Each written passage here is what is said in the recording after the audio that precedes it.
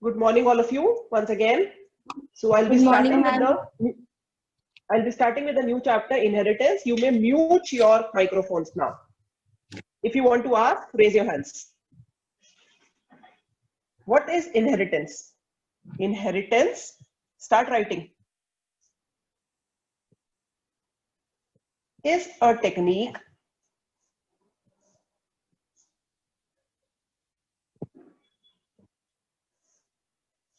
in which a class acquires the properties and features from another class.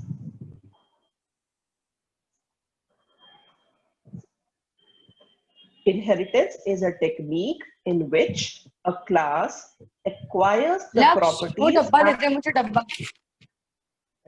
and features from another class. Please mute yourselves, children. All this is getting recorded and the other students will also hear this. The recording will go in the group also. Please mute yourselves, mute your microphones. I can hear what is happening in your homes. Please be sensible enough. Inheritance is a technique in which a class acquires the properties and features from another class. Now, what do you understand by the term properties and features here? Every class is having certain data members and member methods. Those are called as properties and features. Whenever we talk about classes, we always talk about the variables and its methods. So those are the properties and features. So if there is a class A, which is having a few variables as same, let's say X, Y, then float Z, and some functions like void, get, display, class close. And there is another class in the same program, class B, which requires the same functions. We need not write them again here. Simply what we can do, we can inherit class A into B. For that, we use the keyword extends.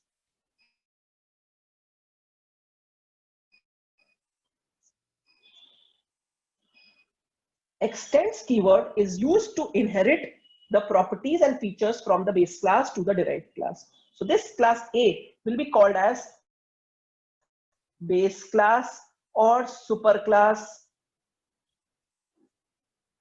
And this class B, which is going to inherit the properties from A. By default, all the variables and all the functions of a class are public by default. They are public. That means they can be accessed from anywhere in the program. So class B में अगर मैं कोई function लिख दूं put and उसके अंदर मैं display function call कर लूं, it will not give an error. क्यों? क्योंकि मैंने A की सारी properties B में inherit कर ली हैं. मैम extend का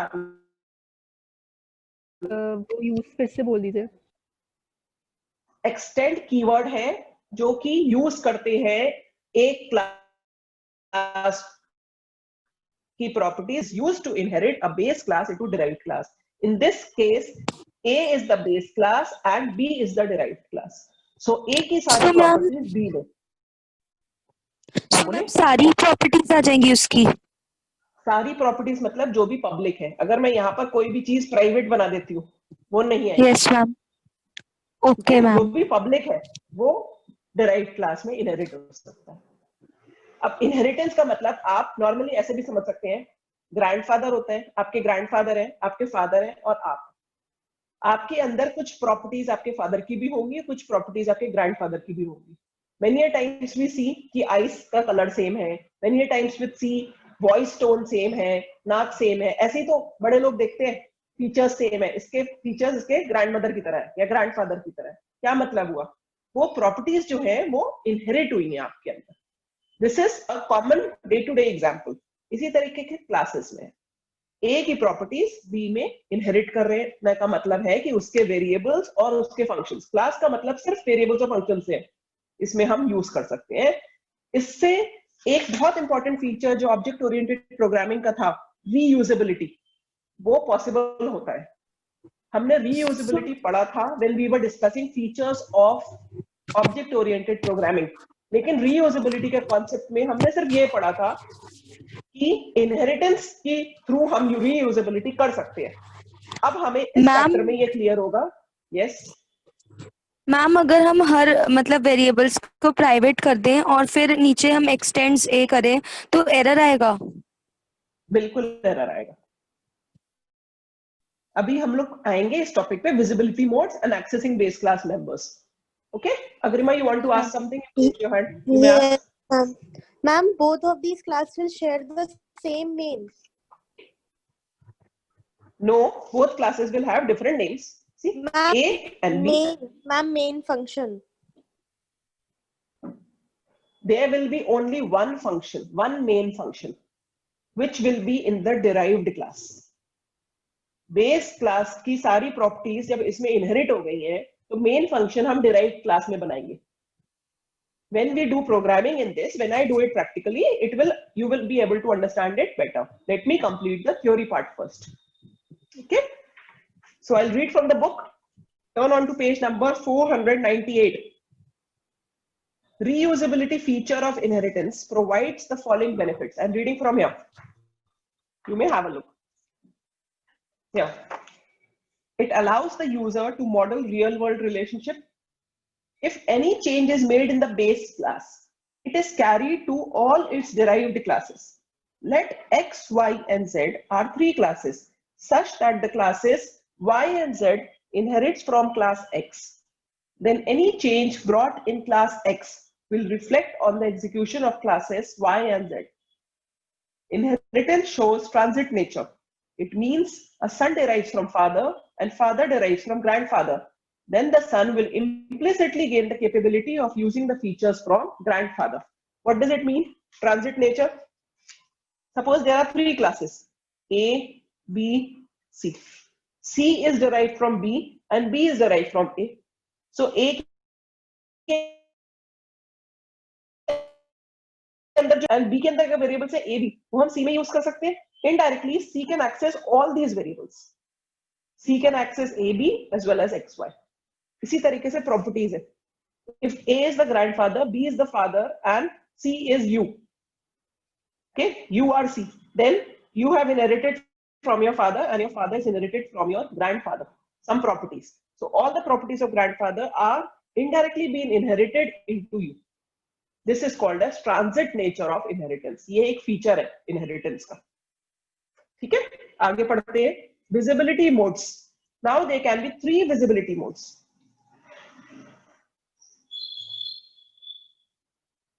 Ability, LITY modes.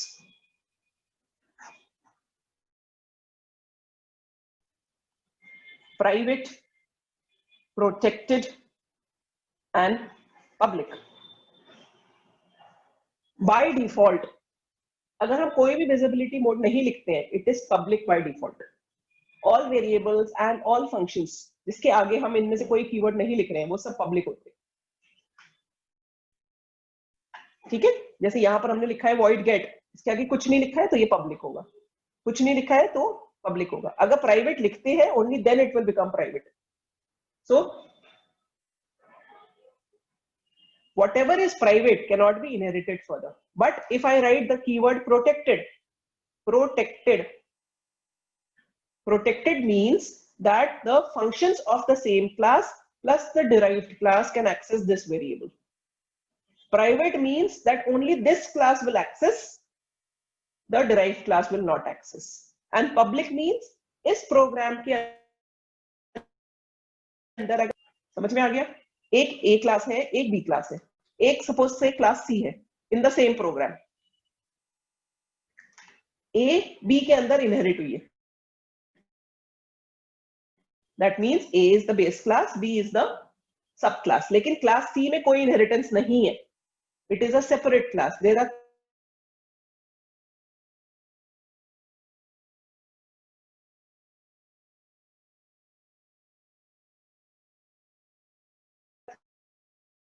Three classes in the same program, A B and C, इस तरीके से। अगर मैं प्राइवेट में एंड किसी और क्लास में भी वो एक्सेस नहीं हो सकते। अगर पब्लिक लिखते हैं then all classes can access the public members of class A. If it is written as protected, just a second, if Z is written as protected, then this class and its derived class can access the protected members. The class C, which is not derived, will not be able to access the protected members of class A. Yes, who wanted to ask? Ma'am अगर हमारी जो class C है ma'am उसको भी हम inherit कर रहे होते तो उसको एक्सटेंड्स बी लिखते या एक्सटेंड्स ए लिखते? दोनों लिख सकते हैं। अगर ऐसे होता ए में से बी भी एक्सटेंड हो रही है, सी भी एक्सटेंड हो रही है, तो इसमें लिखते हैं extends A. There are many types of inheritance. एक क्लास में से multiple classes can be inherited and this is another type of inheritance. Protected वाला इनहेरिट नहीं होता है। आगे बढ़े हम, उसके बाद बताती हूँ मैं, अभी मैं वहां पहुंची नहीं। ये समझ में आ गया? एक्सक्यूज मी मैम, मैम जैसे आपने कहा कि 10 क्लासेस हो सकती हैं मैम, अगर हमारा पब्लिक है तो उसमें हमने 10 क्लासेस ली हैं, तो मैम अगर एक वेरिएबल x है हमारे पास और हमने डिफरेंट डिफरेंट क्लासेस में उस x को डिफरेंट वैल्यूज से इनिशियलाइज कर रखा है, तो मैम उसकी वैल्यू उसी क्लास तक मतलब लिमिटेड रहेगी? यस, उसकी वैल्यू उसी क्लास तक। अगर किसी और फंक्शन में यूज कर रहे हैं तभी तो यूज करेंगे उसको, दूसरे क्लास में तभी तो यूज करेंगे जब ऑब्जेक्ट के थ्रू यूज करेंगे। Yes ma'am. अगर a का x है, सपोज ये पब्लिक है a का x और क्लास c है, इसमें भी एक पब्लिक x लिखा हुआ है, इंट x, तो अगर मुझे c में a वाला एक्सेस करना है तो a का ऑब्जेक्ट बनाएंगे एंड obj डॉट x लिखेंगे। तो अंडरस्टूड नहीं है कि इसका x यूज कर रहे हैं कि इसका x यूज कर रहे हैं? अगर इसका x यूज करेंगे तो डायरेक्टली यूज करेंगे,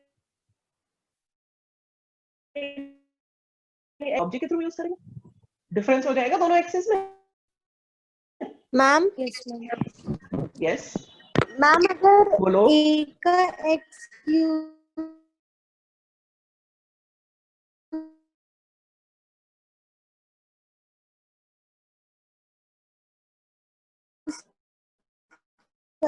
C में मैम C क्लास में अगर हम a का was x a question which somebody asked. Yes करेंगे तो Okay? चलो आगे बढ़ते हैं। अब मैंने आपको ये सब पढ़ा दिया, प्राइवेट, प्रोटेक्टेड, पब्लिक, लेकिन जावा सिर्फ पब्लिक को ही यूज करता है, उसमें प्राइवेट और प्रोटेक्टेड मेंबर्स इनहेरिट होते ही नहीं है। ठीक है, as written in your book. Visibility mode जब पब्लिक होगा तभी इनहेरिट होगा, वरना नहीं होगा। अगर विजिबिलिटी मोड प्राइवेट है तब तो होता ही नहीं है, किसी भी लैंग्वेज में नहीं होता है। अगर प्रोटेक्टेड है तो C++ में हो जाता है, लेकिन जावा में नहीं होता। जावा में जब पब्लिक होगा सिर्फ तभी इनहेरिट होगा। Clear? This point is clear now Prerna? Yes ma'am. Prerna, where are you? Okay, let's move further. Accessing base class members. I'm reading from this page now, 499. You would be aware that of the fact that a class member can be declared under different access specifiers. A class member without any specifier is by default public. This is what we have discussed just now. It would be interesting to know how the members of base class used with different specifiers are made accessible to derived class or subclass. A private members of the base class.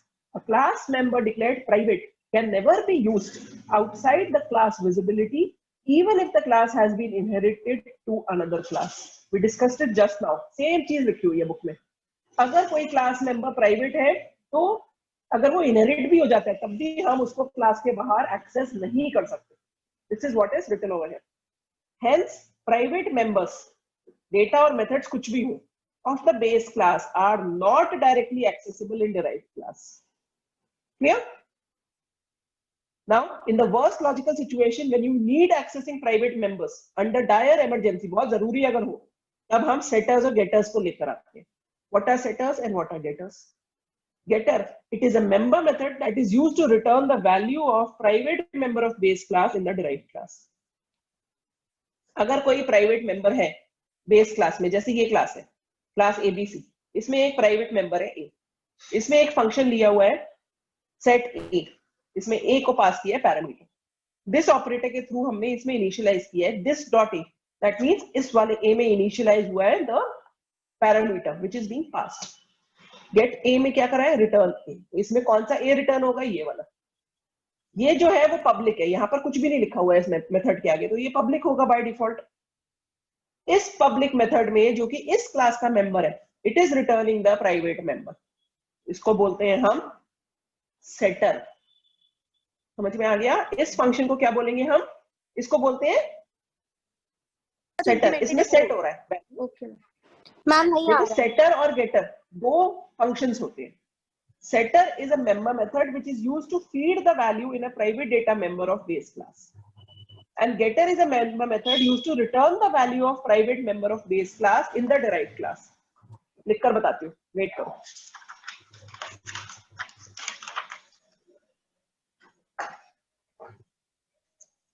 एक class है हमारी ABC. इसमें मैंने एक private variable बनाया हुआ है int x. Is it visible to all of you? Yes, ma'am. Now इसमें मैंने एक फंक्शन बनाया है set, जिसमें सेम वेरिएबल पास किया है एज पैरामीटर. जब सेम वेरिएबल होता है मेंबर मेथड में as parameter and data member में, तब हम दिस ऑपरेटर यूज करते हैं. ये आपको पता है, ये याद है? जब सेम वेरिएबल है, देखो वेरिएबल का नेम सेम है, तब हमने दिस ऑपरेटर यूज किया. तो ये दिस ऑपरेटर किसमें इनिशियलाइज कर रहा है, इस वाले x में. एक फंक्शन ये है, ये जो फंक्शन है ये पब्लिक है क्योंकि इसके पहले कुछ भी नहीं लिखा हुआ है. अब एक फंक्शन हमने लिखा गेट के नाम से, जिसमें पैरामीटर में कुछ नहीं पास कर रहे हैं, यहाँ पर इंट कर देती हूँ मैं, रिटर्न टाइप. लेकिन ये रिटर्न कर रहा है x. अब ये x कौन सा रिटर्न कर रहा है, ये मेंबर वेरिएबल को रिटर्न कर रहा है ना.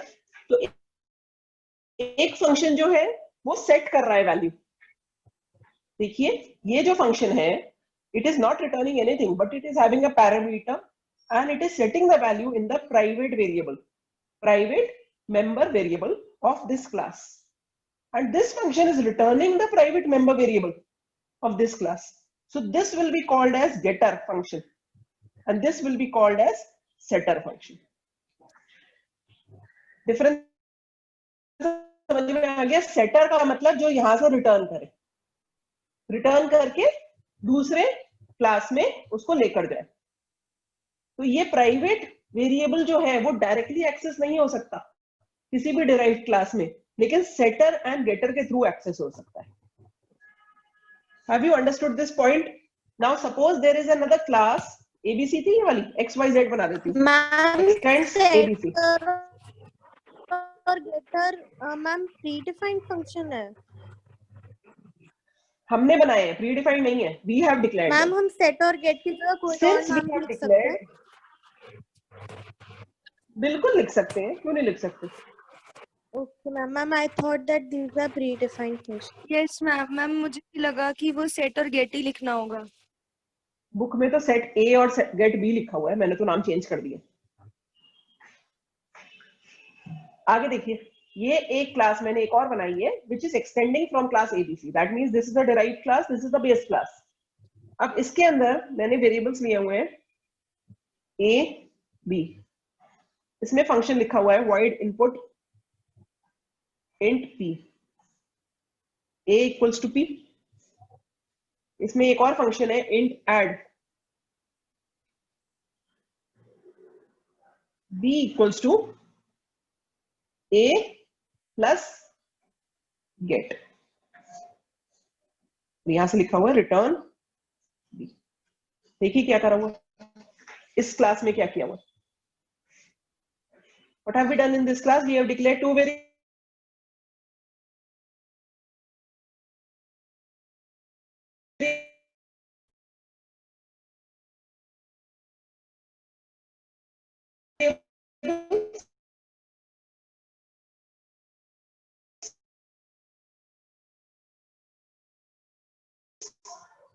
पहले वेरिएबल में इनिशियलाइज कर दिया, यूज कर लिया पहले variable in the derived class without using an object.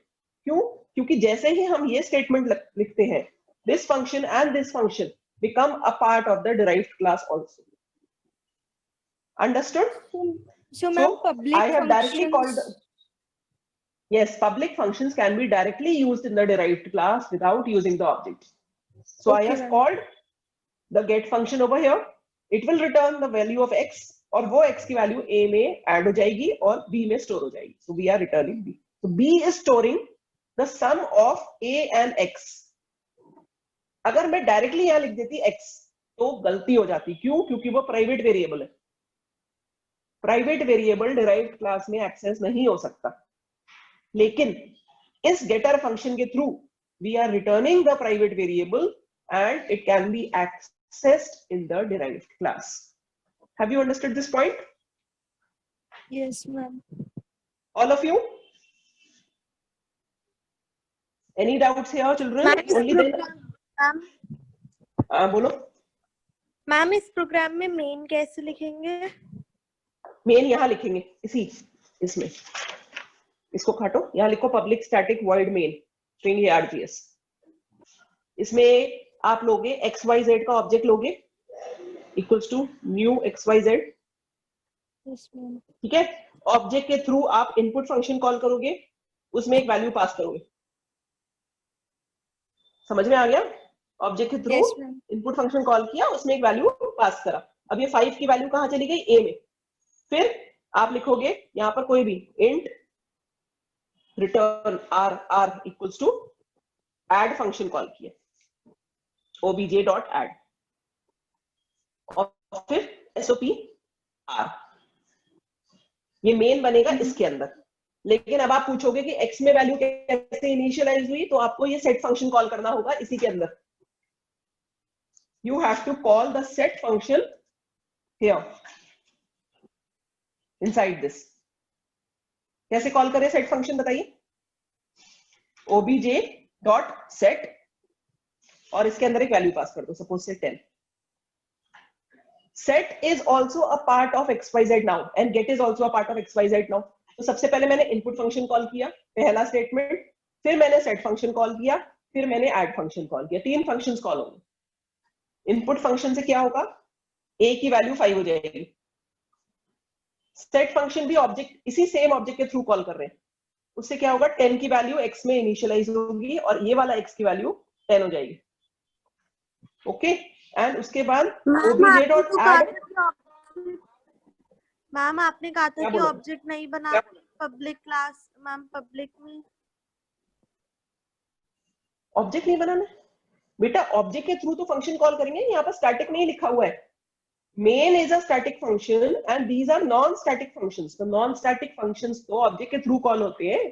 पुराने कॉन्सेप्ट्स मत भूलो नई चीजें पढ़ने में. It is a static function. Main is a static function. Yes ma'am अगर Yes, हमारा बोलो. जो ऊपर मैम जो हमारा x था वो प्रोटेक्टेड था, वो मैम सॉरी प्राइवेट था, तो अगर हम उसे प्रोटेक्टेड ले लेते तो फिर हमें ऑब्जेक्ट बनाना अभी पड़ता नहीं. गेट जब हम. तब भी बनाना पड़ता. ये ऑब्जेक्ट तो हम इसलिए बना रहे हैं क्योंकि मेन के अंदर हम कॉल कर रहे हैं. अगर हम एक फंक्शन को दूसरे में कॉल कर रहे हैं तो विदाउट ऑब्जेक्ट यूज कर रहे हैं. क्यों? क्योंकि सारे फंक्शंस नॉन स्टैटिक है.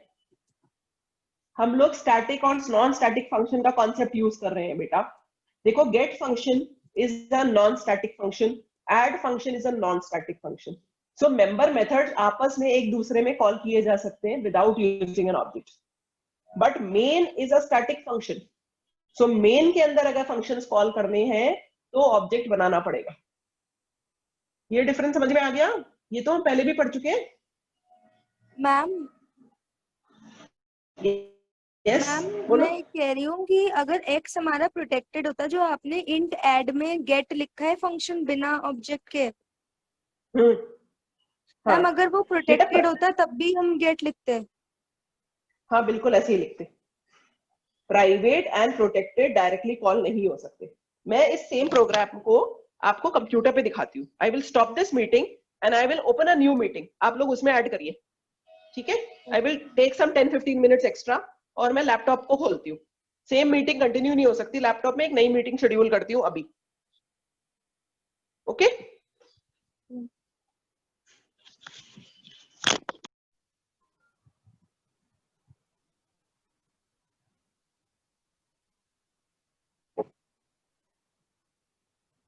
Can you see my notepad now? Yes, ma'am. So the class was ABC. Then we had written private.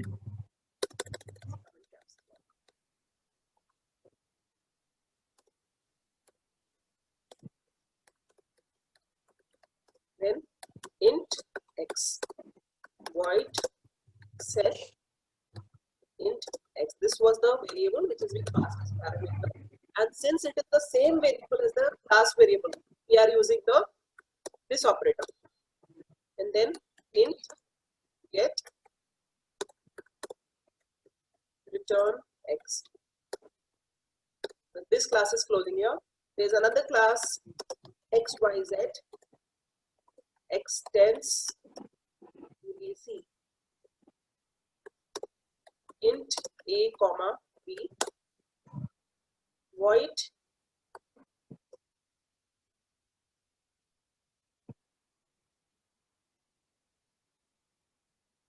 input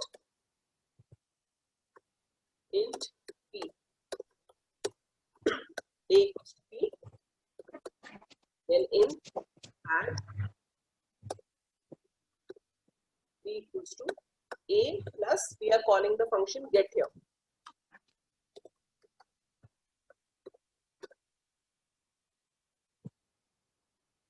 Then public static void main string. Mute yourselves, children, mute yourselves. xyz obj equals to new xyz. See, I have created an object of the derived class and not of the base class. Obj dot input, and I am passing the value 5 here. Then obj dot set, and I am passing the value 10 here, as I had told you in the example. Then int r equals to obj dot add.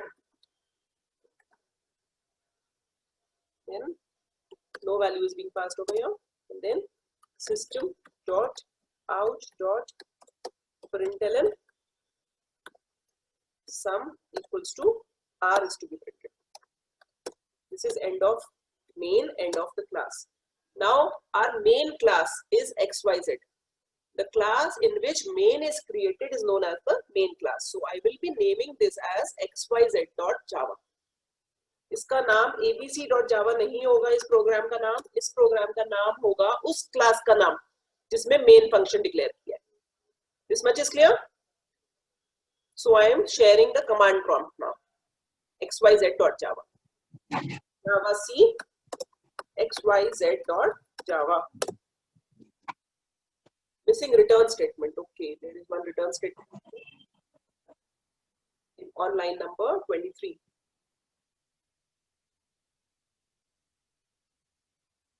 Here, return B, it should be here. Since it is having an Control S.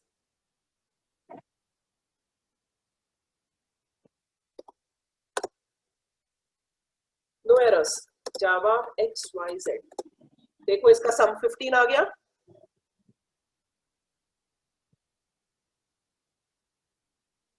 Ma'am set function को कहाँ पे call किया है?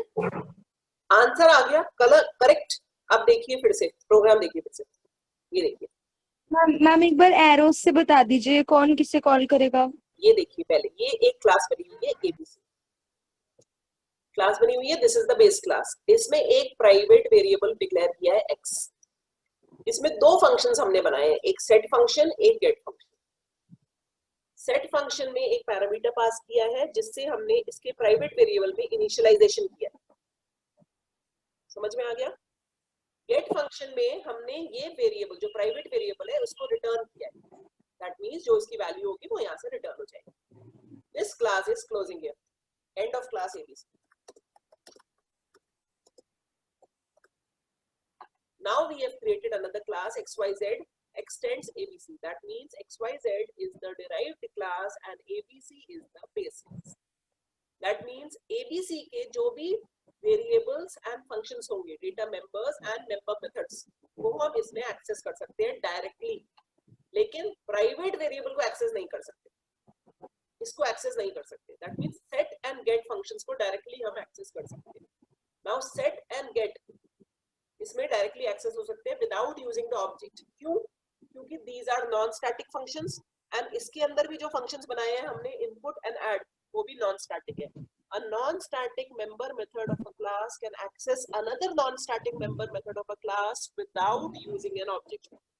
I hope you remember this point. ये हमने class 10th और class 11th में भी पढ़ा है एंड क्लास 12th में भी पढ़ा है. Everybody remembers this point? Yes, ma'am. Okay, so here I have declared two variables A and B. These are of public type and एक function बनाया है input जिसमें A को initialize कराया with the parameter. Parameter हम pass करेंगे. So A के अंदर हमने value initialize कर दी और add function एक दूसरा function लिया है of class XYZ जिसमें हमने get function को directly call किया है. Now this get function is going to return the value of X. और वो x को हमने a में ऐड किया है एंड b में स्टोर किया है, and this function is returning b. Now inside this xyz function I have declared public static void main. इसके अंदर हम डिराइव्ड क्लास का ऑब्जेक्ट डिक्लेयर कर रहे हैं, xyz obj equals to new xyz. क्यों डिराइव्ड क्लास का ऑब्जेक्ट डिक्लेयर कर रहे हैं? अगर मैं इस क्लास का करेंगे तो हम input and add functions use नहीं कर सकते. अगर हम ABC का ऑब्जेक्ट डिक्लेयर करेंगे तो हम सिर्फ ABC के ही फंक्शंस यूज कर सकते हैं. अगर हम XYZ का करेंगे तब हम ABC के फंक्शंस भी यूज कर पाएंगे एंड XYZ का भी फंक्शंस यूज कर पाएंगे. Moreover always remember main function उसी क्लास में बनाया जाता है जिसमें सबसे ज्यादा फंक्शंस एक्सेस कर सकते हैं, एंड जिस क्लास में मेन फंक्शन बनाया जाता है XYZ के अंदर मेन फंक्शन बनाया हुआ है तो उसी क्लास का नाम दिया जाएगा एज द प्रोग्राम नेम. ये बात समझ में आ गई? इस प्रोग्राम के अंदर there are two classes ABC and XYZ. इसमें बनाए मेन एक ही होता है प्रोग्राम में, दो मेन्स नहीं हो सकते, सिर्फ एक मेन होगा और मेन उसी में बनाया जाएगा जिसमें सबसे ज्यादा फंक्शंस एक्सेस हो सके. जनरली 99% टाइम्स मेन जो होता है वो डिराइव्ड क्लास में ही बनाया जाता है, इसलिए हमेशा प्रोग्राम का नाम derived class name dot Java रखा जाएगा. Yes Aditi, now you can ask what you want to ask. Ma'am अगर हम ABC वाले क्लास में कोई भी कुछ भी प्रिंट करते तब भी हम उसका मेन नहीं बनाते. हम अगर इसमें कुछ प्रिंट करते तो हम उस फंक्शन को इसके अंदर कॉल कर लेते. मेन हम इसी में बनाएंगे. अगर मैं यहाँ पर एक और वो लिख दूं फंक्शन, सपोज तुम ये कह रहे हो यहाँ पर मैंने यहाँ लिखा void print, एक फंक्शन इसके अंदर बनाया और मैंने यहाँ लिख दिया system dot out dot print. ठीक है, इसके अंदर ये प्रिंट करा है, ABC क्लास का फंक्शन है. ठीक है, समझ में आ गया? इसके बाद में यहाँ yes ma'am obj dot print. OBG के थ्रू ही हम प्रिंट को कॉल करेंगे क्योंकि जो भी उसी क्लास के ABC क्लास के फंक्शंस है set, get and print, तीनों ही फंक्शंस हमारे डिराइव्ड क्लास में आ गए हैं.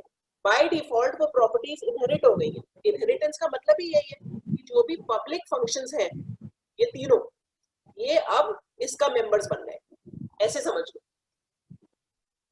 तो अगर मेन हम XYZ में बना रहे हैं और XYZ का ऑब्जेक्ट बना रहे हैं तो XYZ के ऑब्जेक्ट के थ्रू हम कॉल कर सकते हैं उन फंक्शंस को. Are you getting my point? जैसे आपके फादर Yes, ma'am. आपके अंदर आई है ऐसा तो नहीं है ना कि आपके फादर की प्रॉपर्टीज खत्म हो गई हैं, उनके अंदर भी वही प्रॉपर्टीज होंगी, आपके पास भी वही प्रॉपर्टीज होंगी। अगर उनके पास कोई प्रॉपर्टी है कि उनकी ब्लू आइज है, तो ऐसा नहीं है उनकी ब्लू आइज हट गई है आपके पास आ गई, तो उनके पास भी रहेंगे आपके पास भी रहेंगे। तो हम दोनों ऑब्जेक्ट्स के Okay, ma'am. दोनों ऑब्जेक्ट्स के थ्रू कॉल कर सकते हैं, एबीसी के ऑब्जेक्ट के थ्रू भी उसे कॉल कर सकते हैं एंड XYZ के थ्रू भी, लेकिन मेन एक ही बनाना है। तो मेन बनेगा डिराइव्ड क्लास में, एंड डिराइव्ड क्लास में हम जब XYZ का एक ऑब्जेक्ट बना रहे हैं तो अलग से ऑब्जेक्ट क्यों बनाएंगे एबीसी का, उसी ऑब्जेक्ट के थ्रू इन तीनों फंक्शंस को कॉल कर लेंगे। समझ में आ गया? अब हमने Yes, ma'am. मेन में क्या किया है, देखो obj.input कॉल किया है एंड इसमें वैल्यू पास की है 5। तो 5 किसमें इनिशियलाइज हुई, XYZ के A में। फिर हमने obj.set फंक्शन कॉल किया है, इसमें वैल्यू पास करी है 10। 10 किसमें इनिशियलाइज हुई, ABC के X में। फिर हमने कॉल किया है obj.add, ये वाला फंक्शन। ऐड में क्या हो रहा है, A में ऐड हो रहा है X, क्यों, क्योंकि गेट फंक्शन की रिटर्न वैल्यू यहाँ पर आकर ऐड हो जाएगी A के अंदर, एंड वो B में इनिशियलाइज होगी, और यहाँ से B रिटर्न कर रहे हैं।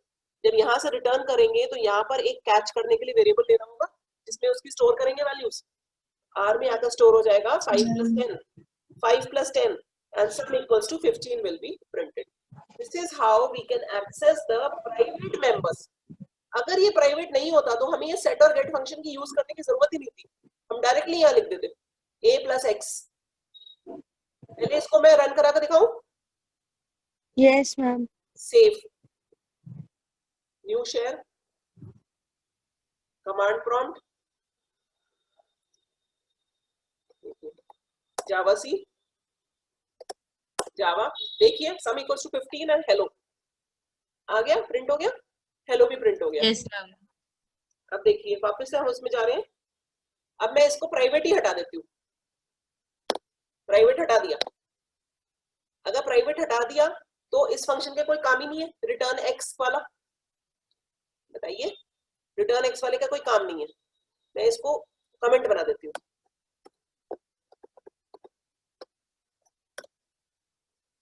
ठीक है, और इसके अंदर डायरेक्टली मैं लिख देती हूँ A + X।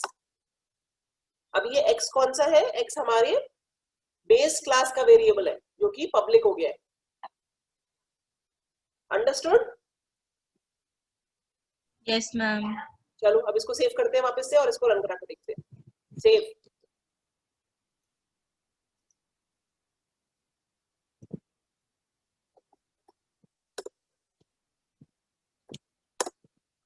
आंसर सेम आ गया। Yes, ma'am. क्यों, क्योंकि अब X को हम डायरेक्टली एक्सेस कर सकते हैं।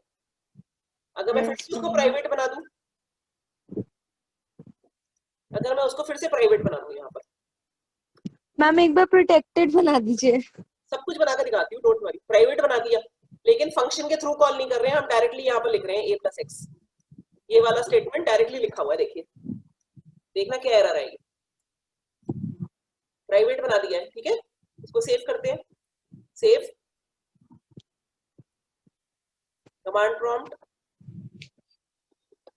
जावा सी, सीधा arrow, X has private access in ABC, इसलिए B = A + X not possible। Error आ गई? Yes, ma'am.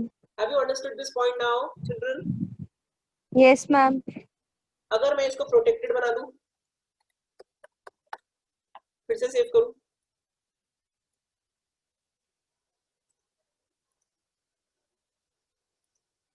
देखिए, जावा CLS, जावा सी, एरर नहीं आई, आ गया आंसर, चल गया प्रोटेक्टेड जावा में। बुक में गलत लिखा हुआ है। प्रोटेक्टेड बनाने से डिराइव्ड क्लास में चल गया, देखिए बुक में ये पॉइंट गलत लिखा हुआ है, पता नहीं कौन सा जावा वर्जन यूज कर रहे हैं। Is it clear now? So protected, when a data member is declared as protected, it can be accessed directly in the derived class. When a data member is declared as public, it can be accessed directly in the derived class. But when ma'am जिससे public के case में करा था वैसे ही protected के case में करेंगे, gate और सेट बना के। जरूरत का है, वो तो डायरेक्टली हो गया ना। देखिए मैंने अभी प्रोटेक्टेड बनाया, आंसर आ गया ना आपका। Yes, ma'am. That means protected में directly ये variable access हो गया Okay, ma'am. in the derived class, protected के केस में, लेकिन private के केस में नहीं होता है. Private अगर होगा तो get और set बनाकर करेंगे. Okay, ma'am. Is this program clear now? Any other doubt? Yes, ma'am. Any other doubt to anyone else can ask now. Otherwise, I'll stop the meeting. This is all I want to discuss today. इसके बाद वाला portion मैं अगले session में discuss करूँगी. Otherwise, it will be too much for you. इतना पढ़ लेना. बुक में से इतना सब read कर लेना. कोई doubt है किसी को? No, ma'am. Okay. No, ma'am. I'll open the group. You can send your attendance. You can write your attendance for today. And जिसने भी record किया है पहला वाला session, please send it on my personal number. I will merge these two and then send it in the group. Thank you, children. Ma'am.